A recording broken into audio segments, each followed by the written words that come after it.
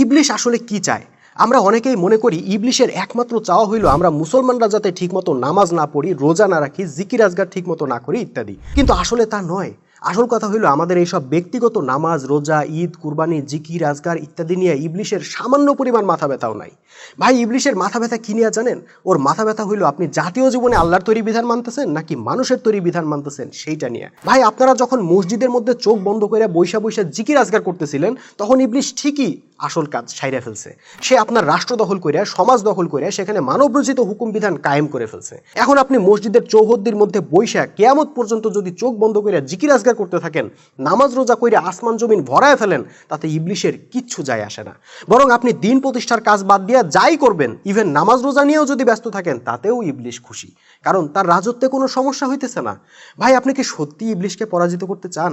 তাইলে ব্যক্তিগত জীবনে আল্লাহর হুকুমে নামাজ রোজা করার সঙ্গে সঙ্গে জাতীয় জীবনেও আল্লাহর হুকুমে রাষ্ট্র পরিচালনার দাবি ওঠান। আপনি যখনই বলবেন ব্যক্তি জীবনেও আল্লাহর বিধান চায়, রাষ্ট্রীয় জীবনেও আল্লাহর বিধান চায়, আপনি দেখবেন তখন ইবলিশের দৌড়াদৌড়ি শুরু হয়ে গেছে। কারণ ইবলিশ ভালোভাবেই জানে জাতীয় জীবনে আল্লাহর বিধান প্রতিষ্ঠা হওয়া মানেই ইবলিশের রাজত্ব ভেঙে চুরমার হয়ে যাওয়া।